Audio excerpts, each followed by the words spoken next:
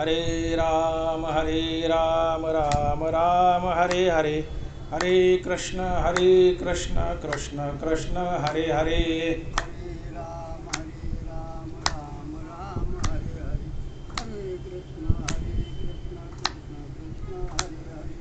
हरे राम राम राम हरे हरे, हरे कृष्ण कृष्ण कृष्ण हरे हरे। हरे राम राम राम हरे हरे, हरे कृष्ण कृष्ण कृष्ण हरे हरे। हरे राम राम राम हरे हरे, हरे कृष्ण कृष्ण कृष्ण हरे हरे। हरे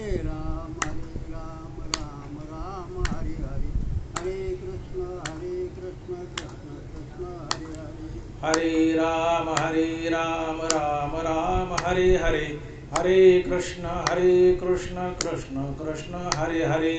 हरे राम राम राम हरे हरे, हरे कृष्ण कृष्ण कृष्ण हरे हरे। हरे राम राम राम हरे हरे, हरे कृष्ण कृष्ण कृष्ण हरे हरे। हरे राम राम राम हरे हरे, हरे कृष्ण कृष्ण कृष्ण हरे हरे। पुंडलीक वरदे हर विठ्ठल श्री ज्ञानदेव तुकाराम, गोपाल कृष्ण भगवान की, मौली ज्ञानेश्वर महाराज की, जगतगुरु तुकाराम महाराज की जय। तैसे सकल पुरुषार्थ जेने स्वामी का सनाथ, तो श्री कृष्ण राव जेथ तेथ लक्ष्मी। ग्रंथराज ज्ञानेश्वरी अध्याय क्रमांक 18। तैसे सकल पुरुषार्थ जेने स्वामी का सनाथ, तो श्री कृष्ण राव जेथ तेथ लक्ष्मी। दानवरायांनी संजयाच्या मुखात घातलेली ही सिद्धांतिक स्वरूपाची ओवी आहे। 2 + 2 = 4 याला सिद्धांत म्हणतात। 2 + 2 = 4 ही बेरीज जर बीडमध्ये असेल तर जगाच्या पाठीवर कुठेही जा, 2 + 2 = 4 हीच बेरीज येणार, याला सिद्धांत म्हणतात। जो सिद्ध असतो आणि ज्याचा कधी अंत होत नाही तो सिद्धांत असतो। जो त्रिकालाबाधी सत्य असतो तो सिद्धांत असतो। जो कोणत्याही देशात आणि कोणत्याही काळात बदलत नाही तो सिद्धांत असतो। ज्याला पर्यायच नसतो तो सिद्धांत असतो। असं म्हणजे असंच, त्याला पर्यायच नसतो तो सिद्धांत असतो। आणि अशीच एक सिद्धांतिक स्वरूपाची मौलिक ओवी ज्ञानोबराय संजयाच्या मुखात घालतायत आणि बोलतायत। तैसे सकल पुरुषार्थ जेने स्वामी का सनाथ, तो श्री कृष्ण राव जेथ तेथ लक्ष्मी। या ओवीतून ज्ञानोबराय एक सिद्धांत मांडतायत की लक्ष्मी कुठं नांदते। ज्ञानोबरायांनी लक्ष्मीची जागा दाखवली आहे। तुम्ही आम्ही संसार करतोय तो केवळ पैसा मिळण्यासाठी, लक्ष्मी मिळण्यासाठी। 99% श्रोत्यांना देवाची गरज नाही। 100त एक असतो की ज्याला देवाची गरज आहे आणि देव भेटावा, देव प्राप्त व्हावा, आत्मसाक्षात्कार व्हावा, अशा उद्देशानं 100त एखादा श्रोता असतो की जो देवासाठी तळमळ करते, मला देव भेटावा। 100त एखादा।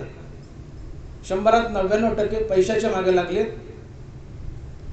आणि म्हणून जर तुम्हाला पैसाच हवाय, देव नकोय, आनंद आहे, काही वाईट नाही, यांची पण गरज आहे। ज्ञानोबराय बोलले, विषयी विषय सांडी जाईल तर महादोषी केवसी जाईल, आणि संसार हा शब्द नवे लटका जेली। सगळ्याच माणसाने विषय टाकले आणि देवदेवाला लागले तर महादोषानं कुठं लपावं? उद्या कुत्रे मांजरं कोणी व्हावं, झाडं झुडपं कोणी व्हावं? हा संसार बंद नाही का पडणार? म्हणून जे परमार्थ करत नाहीत त्यांचा द्वेष करू नका, त्यांची या संसाराला गरज आहे, कारण ते उद्या कुत्रं मांजरं होण्यासाठी बुक झाले। ज्ञानोबराय बोलतायत, संसार हा शब्द नवे लटका जागी, संसार बंद पडेल। त्याच्यामुळे जे परमार्थाला येत नाही त्यांचंही स्वागत आहे, अन्यथा सृष्टी बंद पडेल। ठीक आहे, 99% लोकांना लक्ष्मी हवी आहे, पैसा हवा आहे, आपण पैसा देऊ। तुम्ही मागाल ते ज्ञानेश्वरी तुम्हाला देते. जो जे वांछील तो ते लाहे प्राणी जात. ज्याची जी इच्छा आहे, ज्ञानोबा म्हणते, ती पूर्ण करण्याची ताकद माझ्या ज्ञानेश्वरीत आहे. पण त्याच्या पाठीमागचं आधीचं जे खळांची व्यंकटी सांडो तया सत्कर्मी रेती वाढो भूता परस्परे पुढो मैत्र जीवांचे दुरिताचे तिमिरे जावो विश्व स्वधर्म सूर्य पाहो. हे वाक्य लक्षात ठेवा. विश्व स्वधर्म सूर्य पाहो. अर्थात स्वधर्माचं पालन केलं तर जो जे वांछील तो ते लाभो प्राणीजात, हे सफल होईल, अन्यथा नाही. तात्पर्य, ज्याला जी इच्छा आहे ती पूर्ण होईल. पण कधी? ज्ञानेश्वरीच्या तत्वासारखं वागलं तर. ज्ञानेश्वरीच्या तत्वासारखं वागायचं नाही. आणि मला हे हवंय, मला ते हवंय, मला ज्ञानेश्वरीने हे द्यावं, ज्ञानेश्वरी त्याला देत नाही. ज्ञानेश्वरी तुम्हाला मागेल ते देईल. पैसा हवाय ना, पैसाही देईल, पण तिच्या तत्वासारखं वागा, स्वधर्माचं पालन करा, अन्यथा नाही. तुम्हाला देव नकोय, नसू द्या. ज्ञानेश्वरी आणि गाथा हे 2 ग्रंथ असेल, तुम्ही मागावं त्यांनी द्यावं. तुमच्या जीवनाचं प्रत्येक गणित, तुमच्या जीवनाचं प्रत्येक कोड ज्ञानेश्वरी सोडवते. तुम्हाला पैसा हवाय ना, पैशाच्या मागे लागले ना, ज्ञानेश्वरी म्हणते मी तुम्हाला पैसाही देते. चला, राहायला देव, देव नंबर 2ला, देव बाजूला ठेवा, नंबर 1ला पैसा. पैसा पाहिजे ना, ही ज्ञानाबाई माय म्हणते मी तुम्हाला पैसाही देते. आणि आज या भूमीतून ज्ञानेश्वर महाराज हेच दाखवतात की बाबा पैसा कुठं आणतो, लक्ष्मी कुठं आणते, तुम्ही श्रीमंत कसे व्हाल. आज मी तुम्हाला श्रीमंत करून सोडेल आणि मगच जाईल. ज्ञानोबा बोलताय, तैसे सकळ पुरुषार्थ जेने स्वामी का सनाथ, तो श्रीकृष्ण राव जेठ ते तर लक्ष्मी. या ओळीतून ज्ञानोबारायांनी लक्ष्मी कुठे नांदते ती जागा दाखवली. लक्ष्मीने शपथ खाल्ली आहे, मी नांदेल, मी थांबेल, मी स्थिरावेल, तर फक्त एकाच गोष्टी पाहिजे, आणि ती आहे माझा नवरा भगवान श्रीकृष्ण. तो श्रीकृष्ण राव जेथ तेथ लक्ष्मी. लक्ष्मीने शपथ खाल्ली आहे, माझा नवरा भगवान कृष्ण जिथे नांदेल तिथेच मी नांदेल, इतरत्र कुठेही नाही. लक्ष्मी भगवान कृष्णापाशी उभी आहे, तर हा कृष्ण कुठे उभा आहे हा प्रश्न उगानच येतो. लक्ष्मी कृष्णापाशी उभी आहे, कृष्ण कुठे उभा आहे? कृष्ण 2 गोष्टीपाशी उभा आहे, नीती आणि भक्ती. माझे भक्त गाती जिथे नारदा, मी उभा तिथे. देव आपल्या नावापाशी उभा आहे, देव नीतीपाशी उभा आहे, देव भक्तीपाशी उभा आहे. भगवान श्रीकृष्णानं अर्जुनाला एक पत्ता सांगितलाय की अर्जुना, तुला कधी वाटलं की देव हरपलाय आणि देवाला शोधावं, तसं सगळं जग तर मीच व्यापलंय. विठ्ठल जळी स्थळी भरला दिता ठाव नाही उरला. हे समस्त ही श्री वासुदेव, हे जगत वासुदेव कृष्णानंच व्यापलंय. परंतु तरीही हाच वासुदेव कृष्ण अर्जुनाला म्हणतो की अर्जुना, जगत तर मीच व्यापलंय, पण तरी तुला वाटलं की भगवान कृष्ण हरपलाय आणि त्याला शोधावं, तर तुला एक जागा दाखवतो की जिथं मी नक्की तुला सापडेल. भगवान बोलतायत, ज्ञानोबा लिहितायत, एक वेळी मी वैकुंठी नसे, भानुबिंबीही न दिसे, वरी योगी यांची मानसे उमरडोणी जाय, परी तयापाशी पांडवा मी हरपला गिवंसावा, जेत नाम घोषू बरवा करीती ते माझा. अर्जुना, एक वेळेस मी वैकुंठात नसेल, सूर्याच्या तेजात नसेल, योग्याच्या ध्यानात नसेल, पण तिथं मात्र जरूर असेल की जिथं माझं जय जय राम कृष्ण हरी भजन चालू आहे. देवाने पत्ता दिलाय.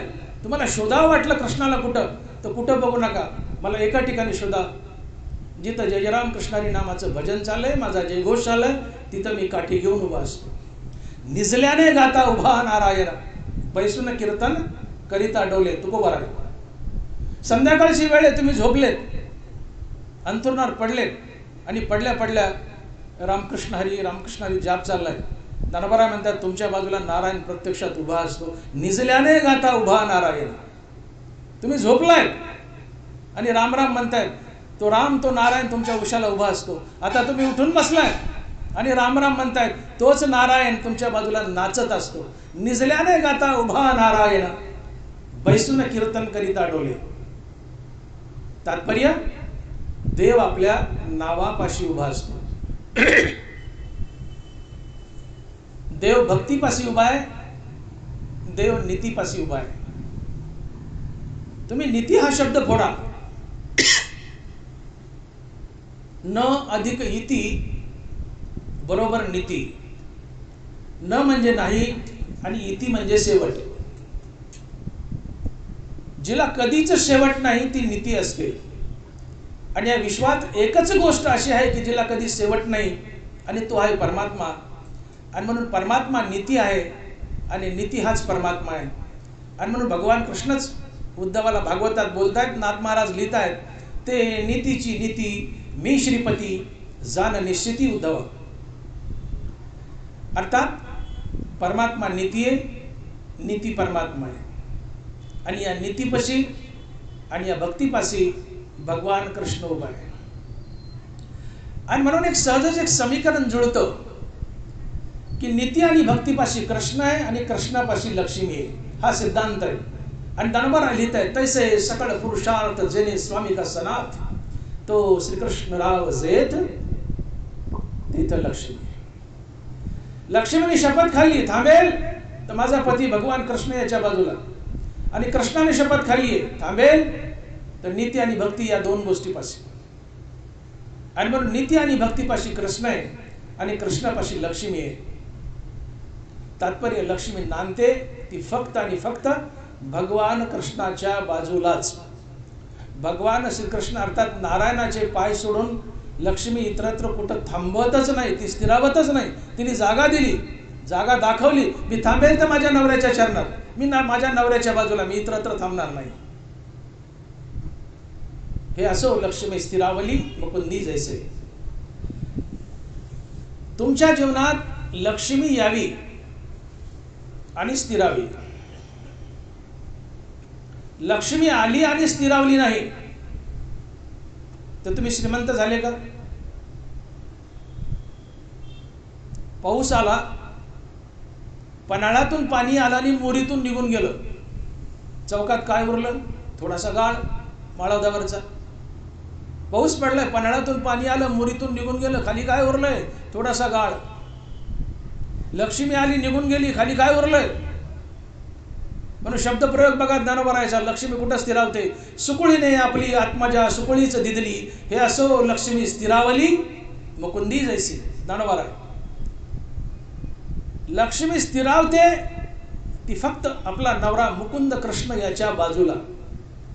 ज्ञानोबराने असं म्हटलं नाही हे असो लक्ष्मी आली, तसं नाही. हे असो लक्ष्मी स्थिरावली मुकुंदी जैसी. आली आणि गेली, तिचा काय उपयोग आहे? तुमच्या पदरात काय पडलं? लक्ष्मीने यावं आणि स्थिरावं. लक्ष्मीने यावं आणि स्थिरावं. कुठं स्थिरावते? हे असो लक्ष्मी स्थिरावली मुकुंदी जैसे. ती स्थिरावते फक्त तिचा नवरा कृष्ण याच्या बाजूला, इतरत्र कुठंही नाही. आणि मोठी गंमत आहे, तुम्ही आम्ही पैशासाठी वनवन भटकतोय, याच्या पुढे त्याच्या पुढे हात पसरवतोय. आम्हाला पैसा मिळत नाही, मिळाल तर भसर येत नाही, आमच्या संसारात बरकत नाही, आम्ही भीक मागतो याच्या त्याच्याकडं. ज्ञानोबा म्हणतात भीक मागू नको, तुला पैसा हवाय ना? नकोय ना देव? ठेव म्हणले देव बाजूला. तुला पैसा हवाय ना? मी देतो म्हणले. ज्ञानोबा येऊत लक्ष्मीची पैशाची जागा दाखवतात. आमच्या जीवनात लक्ष्मी का स्थिरावत नाही? अहो बघा तुम्ही, 1 लाख रुपये पगार असतो माणसाला महिन्याच्या काठी. मनुष्य 1 लाख रुपये पगार उचलतो आणि 15 दिवस झाले त्या माणसाच्या घरात जा आणि त्याला म्हणा की मला एक 5,000 उसने दे.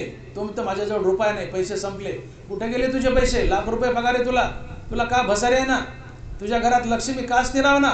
लाख रुपये पगार आहे, लाख रुपये पगार आहे तुला, महिन्याच्या काठी लाख रुपये उचलतो आणि 15 दिवस लोटले त्याला 5,000 मागायला, त्याच्या घरात 5,000 असतात का? त्याच्या घरात लक्ष्मी स्थिरावत नाही. का स्थिरावत नाही? तो देवाचं नाव घेत नाही. आम्ही भिकारी आहेत, आम्ही गरीब आहेत.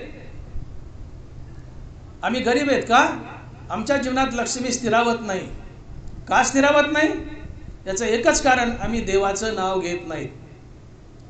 कारण देवाच्या नावापाशी देव उभा आहे आणि देवापाशी लक्ष्मी उभी आहे, हे समीकरण आहे. लक्ष्मी घरात यावी आणि स्थिरावी असं वाटत असेल तर गुप्त रूपानं तुम्हाला अगोदर नारायण घरात आणावं लागेल. आणि नारायण घरात आणायचं असेल तर तुम्हाला नारायणाचं नाव घ्यावं लागेल. तुम्ही देवाचं नाव घ्या, देव आपल्या नावापाशी उभा आहे, जिथं देव उभा आहे तिथं लक्ष्मी उभी आहे. हे सरळ सरळ समीकरण आहे. मग आमच्या जीवनात लाख लाख रुपये पगार येतो तरी आम्हाला भसर येत नाही, आम्हाला बरकत येत नाही. 15 दिवसात आमचा पगार संपतो, लक्ष्मी आमच्या घरात टिकत नाही. का? याचं कारण आम्ही एकटी लक्ष्मी घरात आणतो. आणि एकटी लक्ष्मी घरात कधी आणू नका. एकटी लक्ष्मी घरात आणली तर ती आपल्यासोबत अर्थाचे अनर्थ घेऊन येते, तुम्हाला वाईट मार्गाला लावते, बाई बाटली इकडे झुकवते आणि तुमचा पैसा खर्च करायला लावते आणि निघून जाते. आणि म्हणून लक्ष्मी यावी आणि स्थिरावी असं वाटत असेल तर तुम्ही नारायणासहित लक्ष्मी घरात आणा. आणि नारायण कसा आणायचा? तर नारायण म्हणतो माझं नाव घ्या. अतिशय सोपं आहे. वेडा झाला लालचावाला भक्तीशी.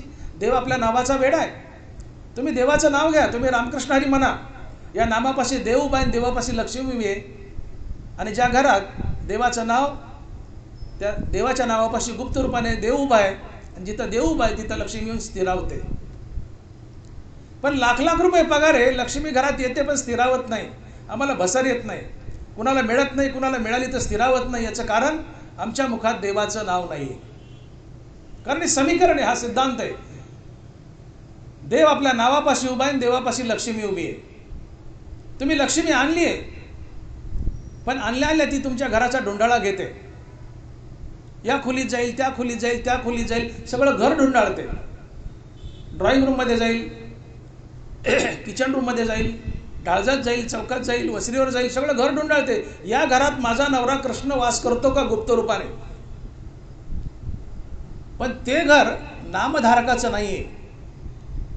मनुष्य लाख रुपये पगार उचलतो पण त्याच्या तोंडात देवाचं नाव नाहीये. तोंडात देवाचं नाव नाही म्हणून गुप्त रूपानं देवाचा तिथं वास नाहीये. आणि लक्ष्मी तर म्हणते मी थांबेल तर माझ्या नवऱ्यापाशी, आणि नवरा म्हणतो मी थांबेल तर माझ्या नामापाशी. मोठी भानगड आहे. भरपूर पगार आहे, लाख आहे, 2 लाख पगार आहे, पण तोंडात देवाचं नाव नाहीये. पगार आणलाय लाख रुपये, तोंडात देवाचं नाव नाही, म्हणून गुप्त रूपाने कृष्णाचा वास नाहीये. कृष्णाचा वास नाहीये, मग लक्ष्मी म्हणते मला थांबायचं नाहीये, मी निघून जाईल. मग निघून जायचं तर कसं जायचं? लक्ष्मी या जो देवाचं नाम घेत नाही, किंवा तुम्ही वाममार्गानं पैसा कमवून आणलाय, लबाडीनं, भ्रष्टाचारानं, तर या पैशाचा नाश करण्यासाठी तुमच्या जीवनात 5 शत्रू सोडते. माझा मुद्दा लक्षात घ्या. तुम्ही महिनाभर नोकरी केली आहे, कष्ट केलंय, तो पैसा पगाराच्या रूपात इमानदारीचा आहे, तुमच्या घरात आलाय, पण इमानदारीचा असूनही टिकत नाही. का? तुमच्या तोंडात देवाचं नाव नाही. तोंडात देवाचं नाव नाही म्हणून घरात देवाचा वास नाही. देवाचा वास नाही म्हणून लक्ष्मी थांबत नाही. तिने शपथ खाली, थांबेल तर माझा नवरा कृष्ण, आणि कृष्णाने शपथ खाली, थांबेल तर नामापाशी. मग तुम्ही नोकरी इमानदारीने केली, इमानदारीचा पगार येतो, पण तरी तुमच्या घरात टिकत नाही. का? तोंडात देवाचं नाव नाही म्हणून कृष्णाचा वास नाही. कृष्णाचा वास नाही, लक्ष्मीला निघून जायचं असतं. किंवा भ्रष्टाचाराचा पैसा घ्या. असे कसलेले भ्रष्टाचारी असतात. लक्ष्मी अबोले, तिला हात नाही, पाय नाही, पिशवीत घातली आणि आणली. मी बोललो की लक्ष्मी आपल्या घरात आणली, ती अबोले, पिशवीत घातली, आणली, तिला हात नाही, पाय नाही, आणली. पण आणल्यानंतर मी बोललो की ती साऱ्या घराचा ढोंढाळा घेते. ती पाहते की या घरात माझा नवरा गुप्त रूपानं वास करतो का? जर माझा नवरा या घरात गुप्त रूपानं वास करत असाल तर मी थांबेल, अन्यथा मी थांबणार नाही. आणि कृष्ण त्याच घरात वास करतो जिथं नीती आणि भक्ती आहे. मग घर लबाडाचं आहे, पैसा भ्रष्टाचारानं आणलाय, करप्शननं आणलाय, चोरीनं आणलाय, लांडी लबाडीनं आणलाय. मग अशा भ्रष्टाचारी माणसाच्या तोंडात देवाचं नाव नाहीये, त्याच्या जीवनात नीती नाही, भक्ती नाही, म्हणून गुप्त रूपानं कृष्ण नाहीये. कृष्ण नाहीये, मग लक्ष्मी म्हणते मला थांबायचं नाही, थांबेल तर कृष्णापाशी, मला निघून जायचंय. तर तिला निघून जायचंय, ती तुमच्या जीवनात 5 शत्रू सोडते आणि निघून जाते. नाथ महाराज भागवतात लिहिताय, दायाद चोर राजा आगी, अधर्मे रोग संचरे अंगी, हे 5 जण 5 विभागी, द्रव्यनाशा लागी पावते. अधर्माचा, लबाडीचा, भ्रष्टाचाराचा पैसा जर घरात आणला तर त्या पैशाचा नाश करण्यासाठी लक्ष्मी तुमच्या जीवनात 5 शत्रू सोडते. का?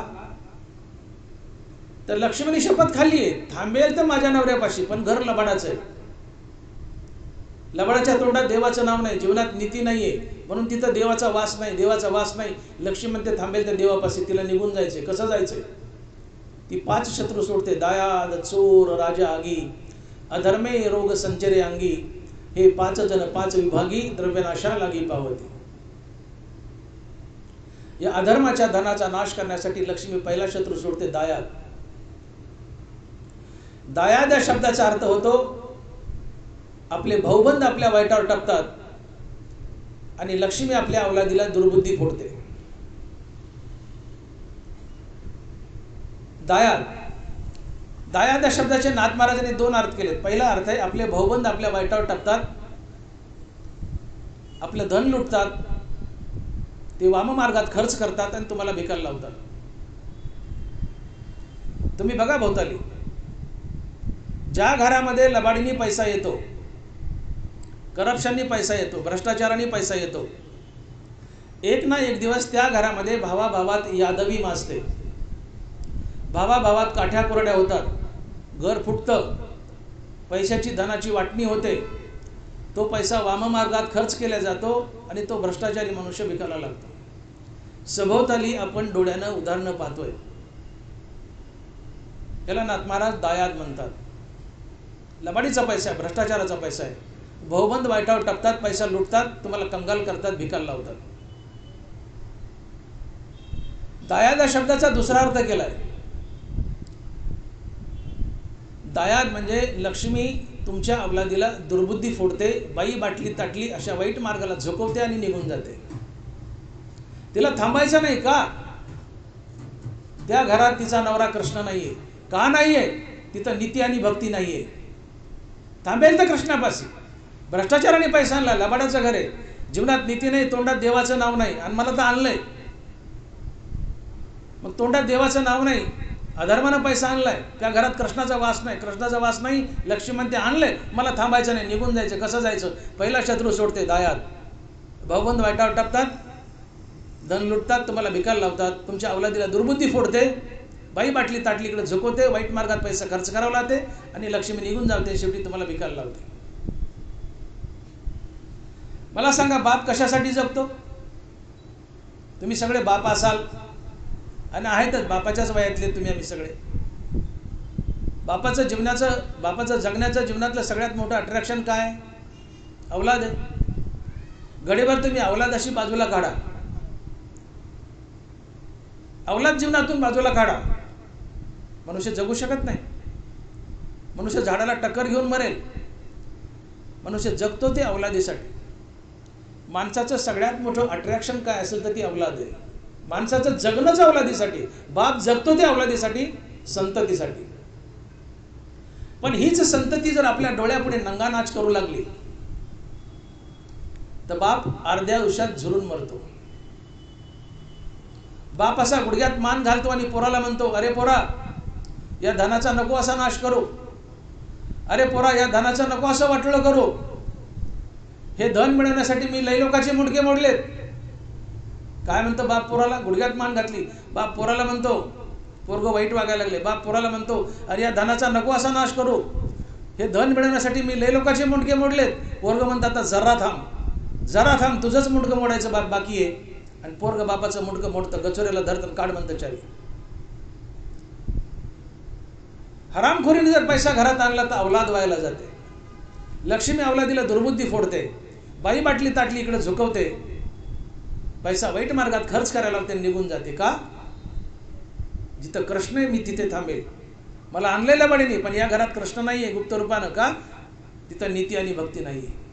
नीती आणि भक्ती नाहीये लबाडाच्या तोंडात, आणि म्हणून कृष्ण नाही, कृष्ण आहे म्हणून लक्ष्मीला जायचंय. कसं जाते?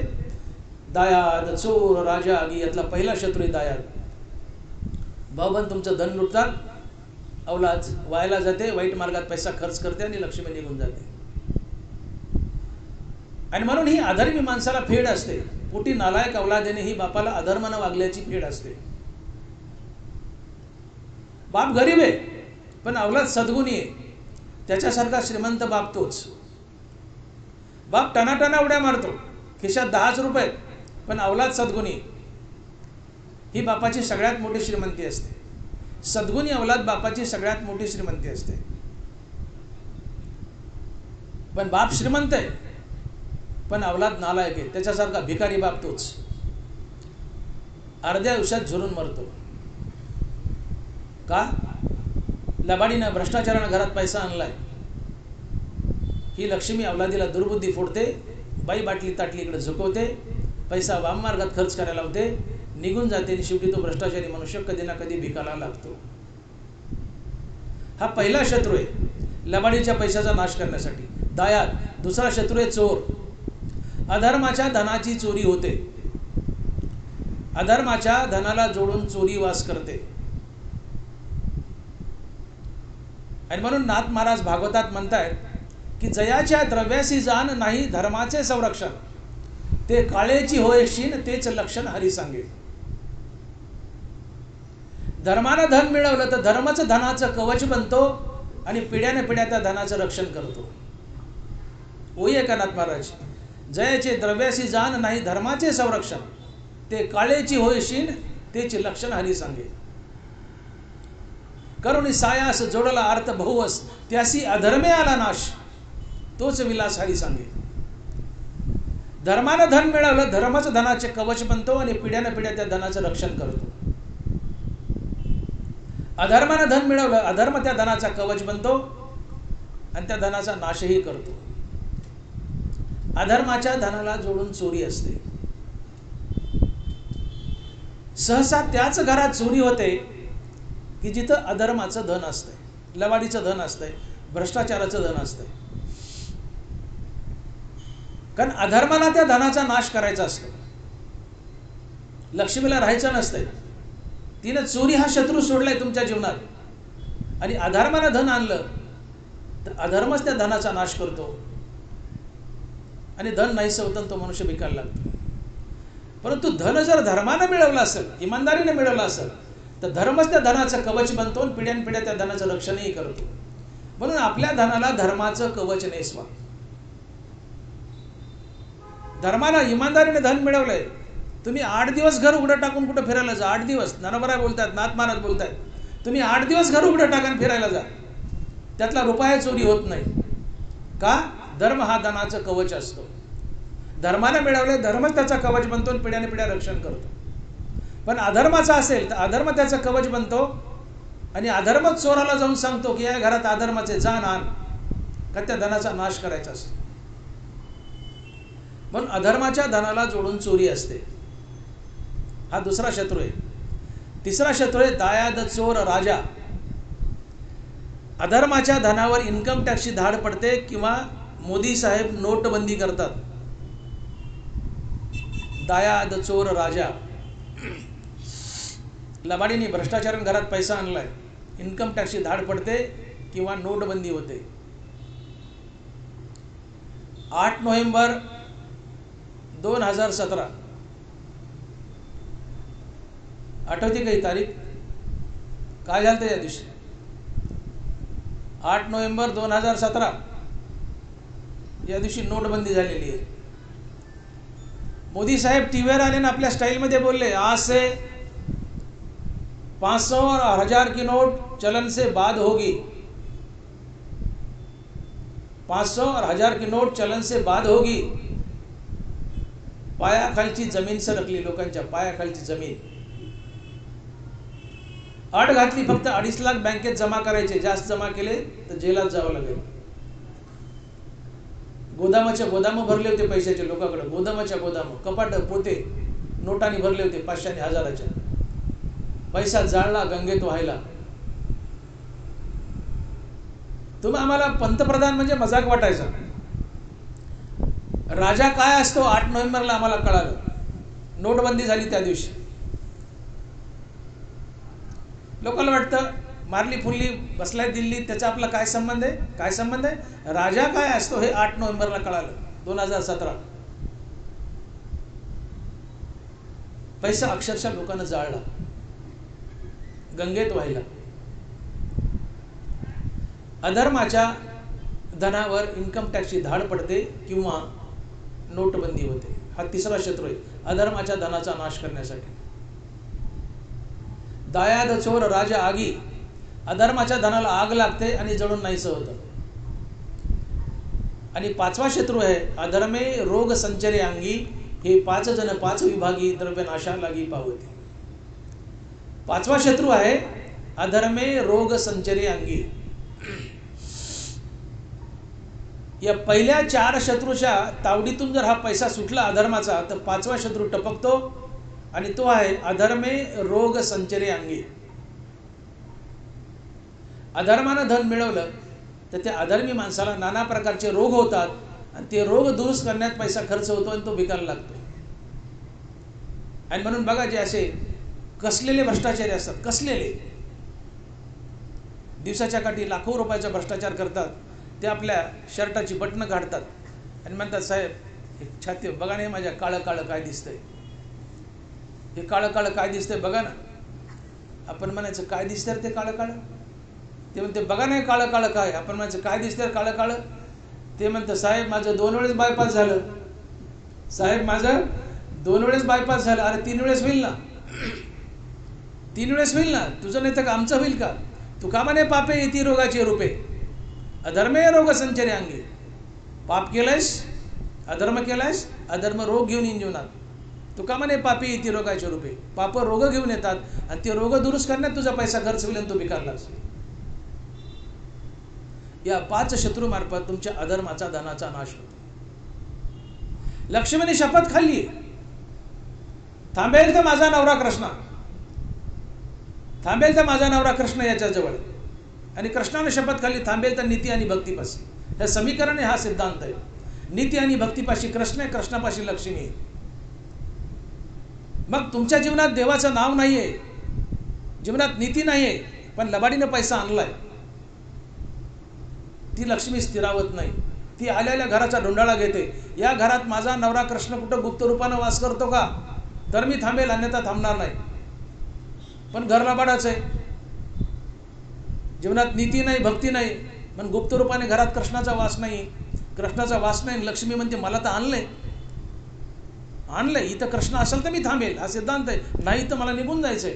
कसं निघून जायचंय, या 5 शत्रू मार्फत त्या धनाचा नाश करते आणि निघून जाते. आणि म्हणून मी बोललो सुरुवातीला की अधर्मानं घरात पैसा आणला, लबाडीने घरात पैसा आणला, तर त्याचा नाश या शत्रू मार्फत होतो आणि लक्ष्मी निघून जाते. मग ज्याचा त्याने विचार करावा की तुम्हाला भ्रष्टाचाराचा पैसा हवाय का सद्गुणी अवलाद हवी. भ्रष्टाचारानं घरात पैसा आणला तर अवलाद व्हायला जाते. लक्ष्मी या अवलादीला बाई बाटली ताटली इकडे झुकवते, वाईट मार्गात पैसा खर्च करायला लावते आणि निघून जाते. आपली अवलाद आपल्या डोळ्यापुढे नंगानाच करते. अधर्माचा पैसा आहे, अधर्माने आणलाय, लक्ष्मीला त्या घरातून निघून जायचंय. लक्ष्मी पहिला शत्रू सोडते, तुमच्या अवलादीला दुर्बुद्धी फोडते. आणि म्हणून जे भ्रष्टाचारी माणसे त्यांची घरं तपासून पहा, त्यांच्या अवलादी तपासा. ज्या घरात लबाडीने पैसा येतो त्यांची संतती तपासून पहा. माणसात माणूस नाहीये, नवरा इकडं, बायको इकडं, मुलगा इकडं, मुलगी इकडं, त्या घरामध्ये अवदासा पीठ कांडत असतात. माणसात माणूस नसतं. का? लक्ष्मी तुमच्या अवलादीला दुर्बुद्धी फोडते, बाई बाटली ताटली अशा वाईट मार्गात झुकवते, पैसा वाममार्गात खर्च करायला लावते आणि निघून जाते. तिला तिथं नांदायचं नसतं. का? तर तिचा नवरा कृष्ण तिथं नाहीये, घर लबाडाचे. घरात घडीभर पैसा आलेला दिसला तुम्हाला, तुमचे कपाटं भरले पैशाने, भ्रष्टाचाराचा पैसा घरात आला, घडीभर आनंद झाला, पण अवलाद व्हायला गेली. तुम्हाला पैसा हवाय भ्रष्टाचाराचा का सद्गुणी अवलाद हवी आहे, विचार करावा. ज्याचा त्याने विचार करावा. आणि मी बोलून गेलो, बाप गरीब आहे पण अवलाद सद्गुणी आहे, त्याच्यासारखा श्रीमंत बाप तोच. गडगंज पैसा आहे पण अवलाद व्हायला गेली, त्याच्यासारखा भिकारी बाप तोच.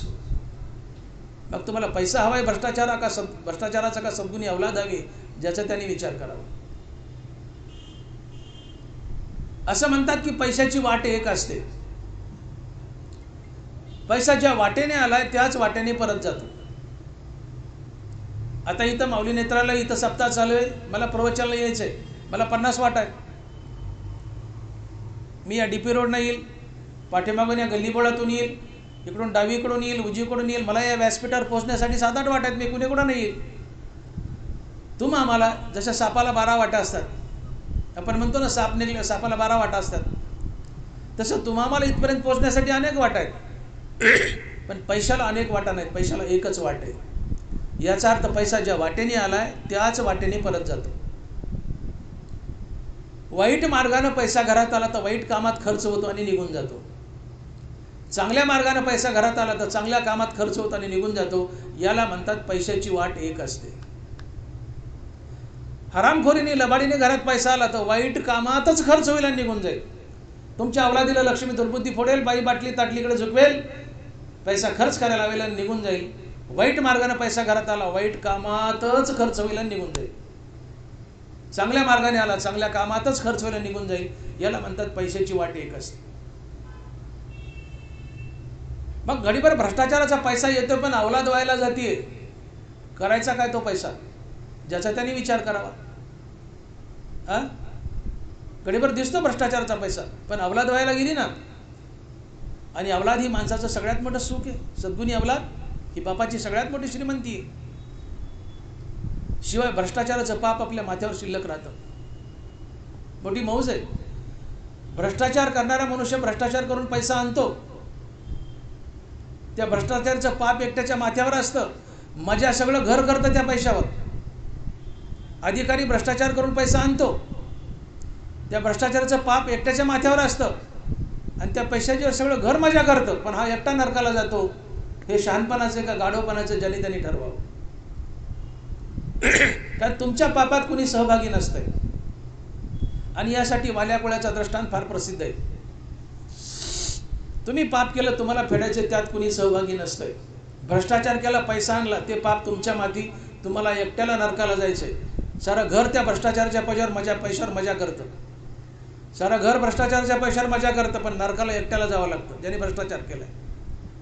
हाच प्रश्न नारदानी वाल्याकोड्याला विचारला. नारदाला ज्यावेळेस अडवलं वाल्याकोळ्याने, त्यावेळेस नारद म्हणाले, वाल्या, तू माणसं अडवतोयस, माणसं मारतोयस, तू जे पाप करतोयस या पापात कुणी भागीदार आहे का? तो म्हणतो, मला काय माहित. म्हणजे माहित नाही तर घरी जाऊन विचारून ये. ते म्हणले, तुम्ही पळून जाताल? म्हणले, नाही पळून जात. मला झाडाला बांध. नारदाला झाडाला बांधले एका दोऱ्याने, दाव्याने, आणि वाल्या घरी गेलाय आणि बायका मुलाला विचारतोय. पहिल्यांदा आईकडे गेला, आई, मी रोज माणसं मारतोय, टाके टाकतोय, खुणा करतोय, पैसा आणतोय, तुम्हाला पोसवतोय, माझ्या पापात तुम्ही भागीदार आहेत का? आई म्हणती, बाबा, माझे 4 गेले, 2 राहिले, माझ्या गवऱ्या पुढे गेल्या, मला कशाला तुझ्या पापात घेतो, तू जाण आणि तुझं पाप जाणं. वाल्या कमरात मोडला. वाल्या बायकोकडे गेला, अगं, मी माणसं मारून पैसे आणतो, माझ्या पापात भागीदार आहेस का? बायको म्हणली, हे बघा, ज्या दिवशी मंगळसूत्र माझ्या गळ्यात घातलं त्या दिवसापासून मला पोसवण्याची जिम्मेदारी तुमची, तुम्ही जाणं, तुमचं पाप जाणं. वाल्या गुडघ्यात मोडला. आधी कमरात, आता गुडघ्यात मोडला. वाल्या पोराकडे गेला, ए बाळा, मी माणसं मारून पैसा आणतो, माझ्या पैशाच्या या पापाच्या पैशात तू भागीदार आहे का माझ्या पापात? पोरगं म्हणतं, बाबा, मला काय कळतं, माझं खेळून खायचं वय, मला काय कळतंय, तुम्ही जाणं, तुमचं पाप जाणं. वाल्या गोट्यात मोडला, सगळाच मोडला. उपरती झाली. नारदाला शरण गेला. रखरखीत वैराग्य धारण करून नारदानं दिलेला रामनामाचा मंत्र जपू लागला. त्याच्यावर वारुळ वाढलं. ही कथा तुम्हाला माहिती आहे. मला सांगायचं हे, वाल्या कुऱ्हाडीने माणसं तोडत होता, पाप करत होता, घराला पोसवत होता. वाल्याच्या पापात घरातलं कोणी सहभागी झालं नाही आणि होऊ शकत नाही. ज्याने केले त्याला फेडायचे. वांचून देत घेत अनेक वांचून देत घेत येत निभ्रांत नाही सम्यक, येत कर्माची फळ सूचक मनुष्य लोक. तुम्ही केले तुम्हाला भोगायचे. मृत्यू लोकात तुम्हाला देणारा आणि घेणारा दुसरं कुणी नाही, तुमची कर्म आहेत. आणि म्हणून एक वेळेस तुम्ही देवाला घाबरू नका, फारसं बिघडत नाही, पण आपल्या कर्माला घाबरा. त्या कर्मातून लाभणारं पाप पुण्य तुम्हाला एकट्याला भोगायचे, त्यात कुणी भागीदार नसते. वांचून देत घेत अनेक निभ्रांत नाही सम्यक, येत कर्माची फळ सूचक मनुष्य लोक. मृत्यू लोकात तुम्हाला देणारा आणि घेणारा जर कुणी असेल तर ती तुमची कर्म आहेत. आणि म्हणून एक वेळ तुम्ही देवाला नाही घाबरलं तर चालतं, फारसं बिघडत नाही, पण आपल्या कर्माला घाबरा. भ्रष्टाचार केलाय, माणसं मारलेत, वाल्या तू मारलेत, ते पाप तुझ्या एकट्याच्या माथ्यावर आहे, तुला एकट्याला फेडायचंय, तुझे कुटुंबीय त्यात भागीदार नाहीये. भ्रष्टाचार केलाय, लबाडीने पैसा आणलाय, त्यात घरातले माणसं भागीदार नाहीयेत, ते त्या पैशावर मजा करतात, पाप तुमच्या एकट्याच्या माथ्यावर आहे, नरकाला एकट्याला जायचंय. मग भ्रष्टाचार करून पैसा आणायचा, पाप आपल्या माथ्यावर आहे, नरकाला एकट्याने जायचं, मजा सगळ्या घराने करायची. हे शहाणपणाचे का गाढवपणाचे? हे भ्रष्टाचार करणाऱ्या माणसाने ज्याचं त्यांनी ठरवावं, ज्याचं त्यांनी ठरवावं. म्हणून भ्रष्टाचारी मनुष्य कसा चारी बाजूने होरपळला जातो बघा. भ्रष्टाचार करून पैसा घरात आणलाय, तो कसा होरपळतो भ्रष्टाचारात. पहिली गोष्ट कसा होरपळतो, पहिली गोष्ट भाऊबंद वाईटावर टपले, दुसरी गोष्ट अवलाद व्हायला गेली, तिसरी गोष्ट तो स्वतः व्यसनाधीन बनतो, चौथी गोष्ट त्याला नाना प्रकारचे रोग होतात, पाचवी गोष्ट सगळं पाप त्याच्या माथ्यावर बसतं, आणि सहावी गोष्ट तो नरकाला जातो, आणि सातवी गोष्ट त्याजवळ रुपया राहत नाही. चारी बाजूने तो होरपळतो, आणि मग भ्रष्टाचार करायचा कशाला. देवानं काही सिद्धांत घालून दिले. आम्हाला वाटतं देव कुठं आम्हाला बघतोय, आम्ही टेबलाच्या वरून घेतलं काय टेबलाच्या खालून घेतलं काय, देव कुठं बघायला आलाय. नरबरा बोलताय. हे गगनाहून जुने परमाणुहून सहाने, जे आगवेची आगवेपणे देखत असे. परमात्मा अणुरेणूपेक्षा बारीक आहे, गगनाहून जुना आहे, आणि एका वेळी या विश्वात कुठं काय चाललंय बसल्या जाग्यावरून बघू शकतो. त्याची नजर तुमच्यावर असते.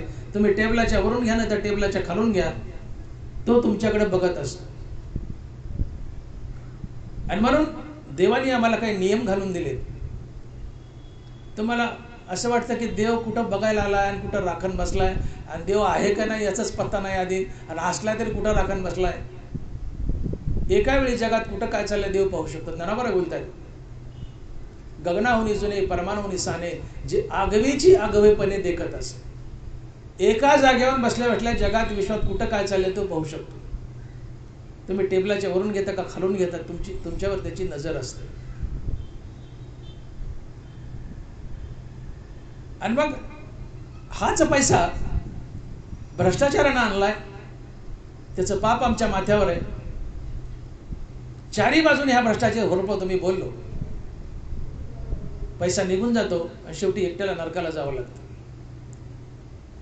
लक्ष्मी थांबत नाही. आणि म्हणून जे गडगंज श्रीमंत माणसं आहेत बघा, सहसा पैशाचं झाड हे पापाच्या भूमीवरच उगवतं. माझं वाक्य नीट आहे का?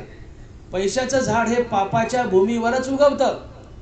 झाड पैशाचं पण भूमी पापाची आहे. पैशाचं झाड सहसा पापाच्या भूमीवरच उगवतं. जगातील 99% माणसं ज्यांच्याकडे गडगंज पैसा आहे तो अधर्माचाच असतो, पापाचाच असतो. पैशाचं झाड हे सहसा पापाच्या भूमीवरच उगवतं. झाड उगवलं पैशाचं, भूमी पापाची आहे, झाड पैशाचं आहे, आणलाय पैसा, घडीभर दिसतो, परंतु लक्ष्मीने स्पष्ट सांगितलं की बाबा आणलायस अधर्माने, लबाडीने, पण मी टिकणार नाही, मी राहणार नाही. का? तू अधर्मी आहेस, तुझ्या तोंडात देवाचं नाव नाहीये, तुझ्या तोंडात देवाचं नाव नाहीये. मग गुप्त रूपानं तुझ्या घरात माझ्या नवऱ्याचा कृष्णाचा वास नाही, आणि जिथं कृष्ण नाही तिथे मी थांबत नसते. मी थांबेल तर माझा पती कृष्ण याच्या बाजूला, इतरत्र कुठे नाही. आणि म्हणून भ्रष्टाचारी लबाड माणसाच्या जीवनात नीती नाही, भक्ती नाही, नीती नाही, भक्ती नाही, म्हणजे तिथं गुप्त रूपानं कृष्ण नाही, कृष्ण नाही, मग लक्ष्मीला थांबवायचं नाही, निघून जायचंय. तर या 5 शत्रू मार्फत निघून जाते. दायाद, चोर, राजा, आगी अधर्मे रोग संचरी अंगी, हे 5 जण 5 विभागी द्रव्य नाशा लागी पावते. मग जीवनात लक्ष्मी यावी आणि स्थिरावी. तुम्हाला श्रीमंत व्हायचंय, पैसा हवाय ना, दरबारा म्हणतात मी तुम्हाला पैसाही देईल, तुम्ही मागाल ते माझी ज्ञानेश्वरी तुम्हाला देईल, तुम्ही मागावा माझ्या ज्ञानेश्वरीने तुम्हाला द्यावं. आम्ही प्रथमतः देव मागावा, आमचं आद्य कर्तव्य.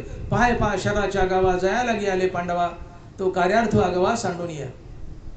तुम्ही आम्ही ज्ञानेश्वरीला देव मागावा, हे ज्ञानाबाई माय मला पांडुरंगाची भेट घालून दे, माझ्या जीवनाचा उद्धार कर, मला मुक्ती दे, मला हरिपद दे, मला संतपद दे, हेच मागावं. पण तुम्हाला हे मागायचं नसेल तर ज्ञानोबा म्हणतात इतर काही मागा, माझी ज्ञानेश्वरी तुम्हाला देईल. मग तुम्ही म्हणताल आम्हाला ज्ञानेश्वरी माते आम्हाला पैसा दे, ज्ञानोबा म्हणतात पैसाही देतो, लक्ष्मी देतो. पण लक्ष्मी म्हणते मी कुठं नांदते, मी कुठं स्थिरावते, हे असो लक्ष्मी स्थिरावली मुकुंदी जैसी. तिने एका शब्दात सांगितलं की मी स्थिरावेल, थांबेल, नांदेल तर एकाच जागेवर, माझा नवरा कृष्ण याच्या बाजूला, इतरत्र नाही. आणि कृष्णाने शपथ खाल्ली मी थांबेल, स्थिरावेल तर फक्त नीती आणि भक्तीपाशी. आणि म्हणून एक महान सिद्धांत ज्ञानोबा यावेळी म्हणतात की नीती आणि भक्तीपाशी कृष्ण आहे आणि कृष्णापाशी लक्ष्मी आहे. मग तुम्हाला श्रीमंत व्हायचंय, लक्ष्मी घरात यावी वाटते, तर गुप्त रूपानं अगोदर कृष्ण घरात आणावा लागेल. आणि कृष्ण घरात आणायचं अतिशय सोपं आहे, त्याचं नाम घ्या.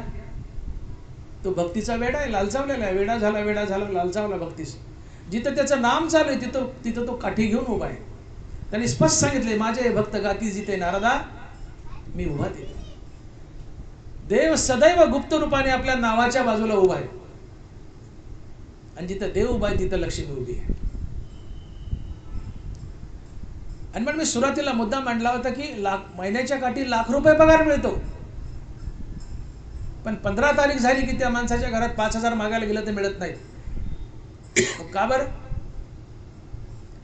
पगार ₹1,00,000 भले नोकरी करून आणलाय, भ्रष्टाचाराचा नाही, नोकरीचा आहे, हक्काचा आहे, पण त्या नोकरी करणाऱ्या माणसाच्या तोंडात देवाचं नाव नाहीये.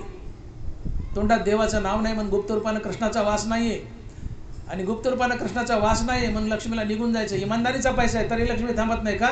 शपथ खाल्ली थांबेल तर कृष्णापाशी. नोकरी केला, इमानदारीचा महिन्याचा 1,00,000 पगार आहे, घरात आणलाय, पण तोंडात देवाचं नाव नाही म्हणून कृष्णाचा वास नाही. कृष्णाचा वास नाही, ती म्हणते भले तुझा इमानदारीचा पण मी निघून जाईल, तुझ्या संसारात इडापिडा आणेल, संकट आणेल, रोगराई आणेल, खर्च करायला येईल आणि निघून जाईल. आणि म्हणून बघा जे नामाला विनमुख आहेत, कुठलाही नोकरदार असो, व्यापारी असो, जे नामाला विनमुख आहेत, ही सगळी माणसं दुर्गुणानं बरबटलेली आहेत.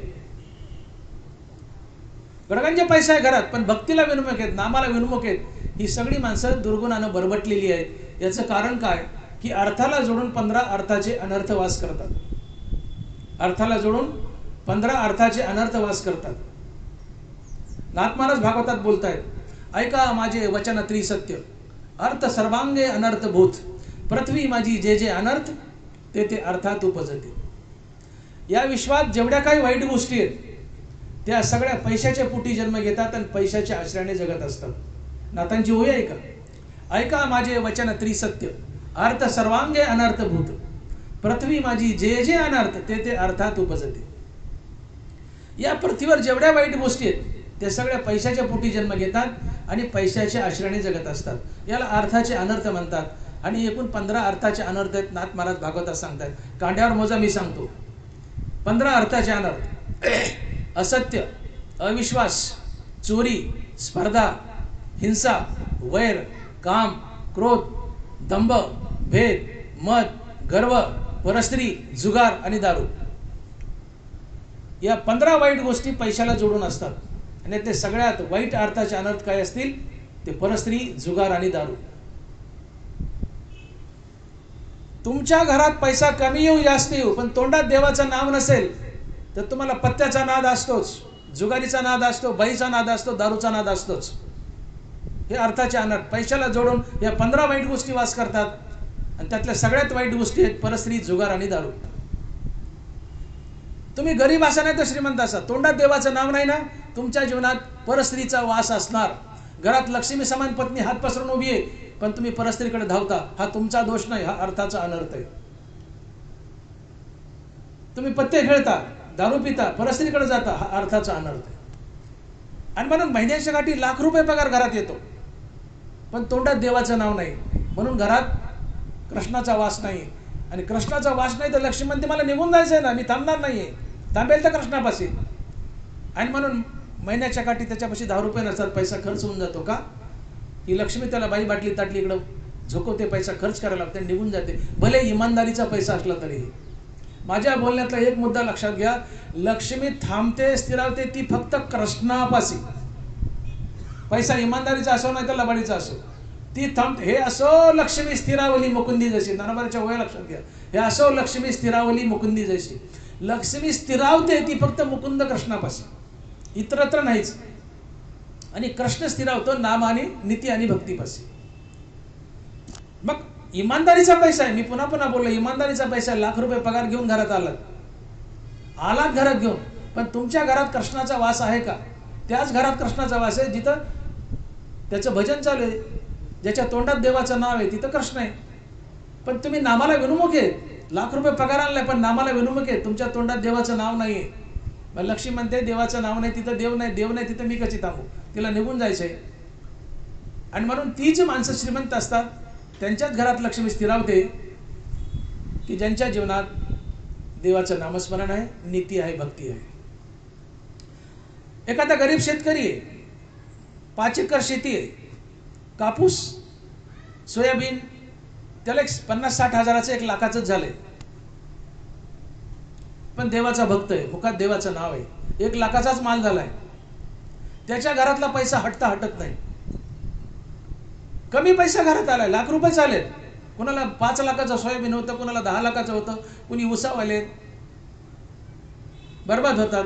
लक्ष्मी थांबत नाही, देवाचं नाव नाही. पण मनुष्य नाम घेतोय, पैसा कमी आला घरात, नाम घेतो, तिथं कृष्णगुप्त रूपानं उभा आहे, कृष्ण आहे तिथं, तिला नांदायचंय, ती घुटमळते कृष्णापासून, तिला ते घर सोडायचं नसते. का? तिथं तिचा नवरा आहे, ती म्हणते मी नांदेल तर माझ्या नवऱ्यापाशी. मग घरात पैसा कमी आला पण तोंडात देवाचं नाव आहे, तिथं कृष्णाचा वास आहे, आणि कृष्णापाशी लक्ष्मी घुटमळते, ते घर सोडत नाही. तुमच्या घरात इडापिडा संकट कमी येतात, तुम्हाला बरकत असते, पैसा हटत नाही. अशी उदाहरणं बघा. अल्प पैसा घरात येतो पण अतिशय आनंदात असतात, पैसा संपत नाही, त्या घरात बरकत असते. का? मुखात नाम आहे, तिथं देवाचा वास आहे, देवाचा वास आहे, तिथं लक्ष्मी घुटमळते, तिला थांबायचंय. तिने शपथ खाली, थांबल तर कृष्णाजवळ, इतरत्र नाही. तुम्ही गरीब असू द्या, थोडे पैशाने कमी असू द्या, पण तोंडात देवाचं नाव असू द्या, लक्ष्मी तुमच्या घरात घुटमळेल. आणि म्हणून एकटी लक्ष्मी घरात आणू नका, नारायणासहित लक्ष्मी घरात आणा. तुम्ही बघा, शंकर पार्वती जर कुठं विहाराला निघाले तर कशावर बसून जातात?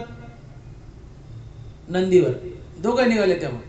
पण एकटी पार्वती निघाली तर वाघावर बसून जाते. लक्ष्मीनारायण निघाले तर कशावर बसून जातात? गरुडावर.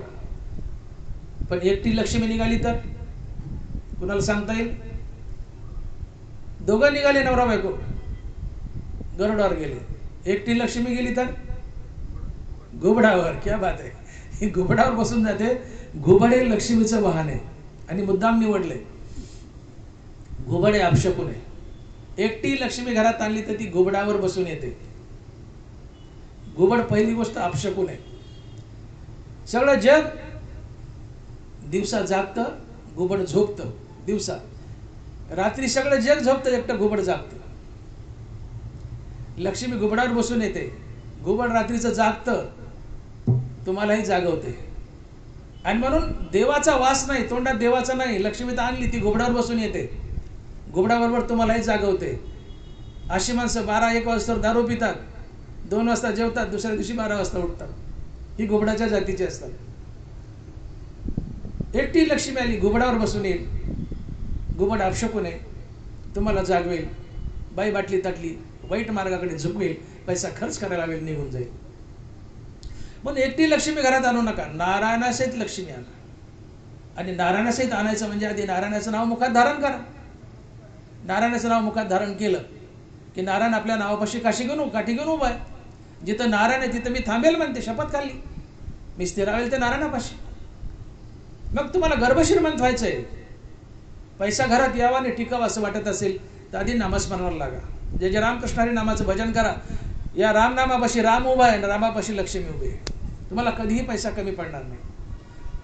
पण तुमच्या तोंडात देवाचं नाव नाही, नीती नाही, भक्ती नाही, त्या घरात देवाचा गुप्त रूपाने वास नसेल. आणि जिथं देवाचा वास नाही, तुम्ही करोडो रुपये आणा, चांगल्या मार्गाने आणा, वाईट मार्गाने आणा, तिथं लक्ष्मी थांबणार नाही. का शपथ खाली थांबेल तर माझ्या नवऱ्यापाशी, इतरत्र नाही. म्हणून थोडंसं पाठीमागं जा, जास्त नाही, थोडं 40 वर्ष मागे जा. तुम्ही आम्ही जवळपास 50-60 वया गटातील माणसं आहोत. 40 वर्ष मागे जा, आपलं बालपण आठवा. 100-100 एकर जमीन होती, 10-10 बैलाचा बारदाना, 5-5 अवतं चालायची शेतात, 4-4, 5-5 गडी असायचे. या जागीरदार जमीनदार लोकांचे जनावर सुटले तर रोड क्रॉस करता येत नव्हता. अर्धा तास थांबावं लागायचं. एवढे जनावर, 50-50 गाई, म्हशी, वासरं बिसरं, रोड क्रॉस करता येत नव्हता. 100 एकर 200 एकर जमीन, जमीनदार, बागायतदार, जागीरदार.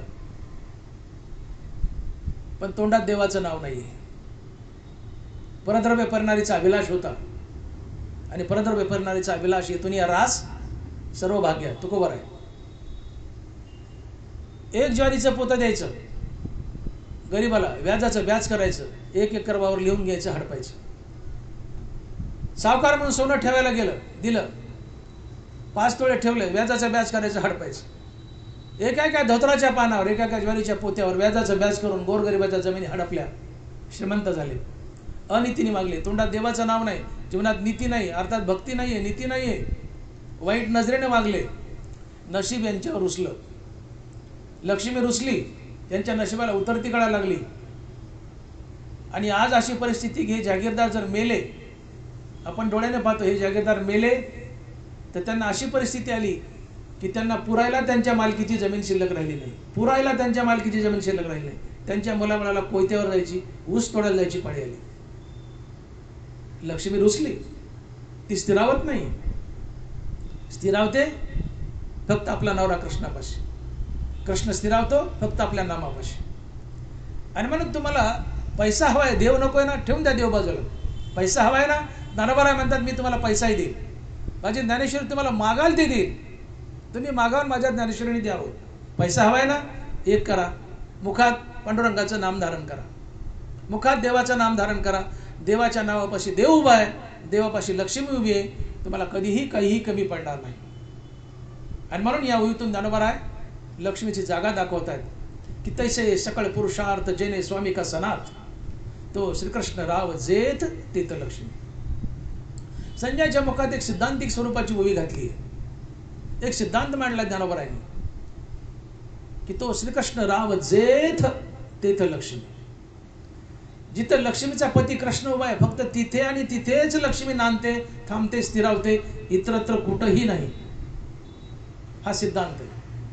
मग लक्ष्मी कृष्णापाशी तर कृष्ण नीती आणि भक्तीपाशी. मग नीती आणि भक्ती जीवनात आणा, गुप्त रूपानं कृष्ण घरात येईल. जिथं कृष्ण आहे तिथं लक्ष्मी आहे. तुम्ही गडगंजे पिढ्याने पिढ्या श्रीमंत व्हाल. तुम्हाला पैशाची कधीच कमी पडणार नाही. ज्ञानोबारायांनी तुम्हाला श्रीमंत केलं, ज्ञानेश्वरीने तुम्हाला श्रीमंत केलं. आणि मग ज्ञानोबा म्हणतायत की तैसे सकळ पुरुषार्थ जेने स्वामी का सनाथ, तो श्रीकृष्ण राव जेथ तेथ लक्ष्मी. पुंडलिक वरदे हरी विठ्ठल. श्री ज्ञानदेव गोपाल कृष्ण भगवान, माऊली ज्ञानेश्वर महाराज, जगद्गुरु तुकाराम महाराज की जय. विठ्ठल विठ्ठल विठ्ठल विठ्ठल. आता विश्वात्मके देवे, येणे वाग्यज्ञ तोषावे, तोषो निमज द्यावे. जे खळांची व्यंकटी सांडो, तया सत्कर्मी रती वाढो. भूता परस्परे पडो, दुरितांचे तिमिर जावो. विश्व स्वधर्म सूर्य पाहो, जो जे वांछील तो ते लाहो. वर्षत सकळ मंगळी, ईश्वर निष्ठांची मांदी आळी. अनवरत भूमंडळी, चला कल्पतरूचे आरव. चेतना चिंतामणीचे गाव, बोलते जे अर्णव. चंद्रमे जे अलांछन, मार्तंड जे तापहीन. ते सर्वाही सदा सज्जन, किंबहुना सर्व सुखी. पूर्ण हो नीतीही लोकी, भजिजो आदिपुरुखी. आणि ग्रंथोपजीवे एथ म्हणे श्री विश्वेश्वराओ. हा होईल दान पसाओ, येणे वरे ज्ञान देवो. येणे वरे ज्ञान देवो, येणे वरे ज्ञान देवो. पुंडलिक वरदे हर विठ्ठल. श्री ज्ञानदेव तुकाराम गोपाल कृष्ण भगवान की जय. माऊली ज्ञानेश्वर महाराज की जय. जगद्गुरु तुकाराम महाराज की जय. विठ्ठल विठ्ठल विठ्ठल विठ्ठल विठ्ठल विठ्ठल.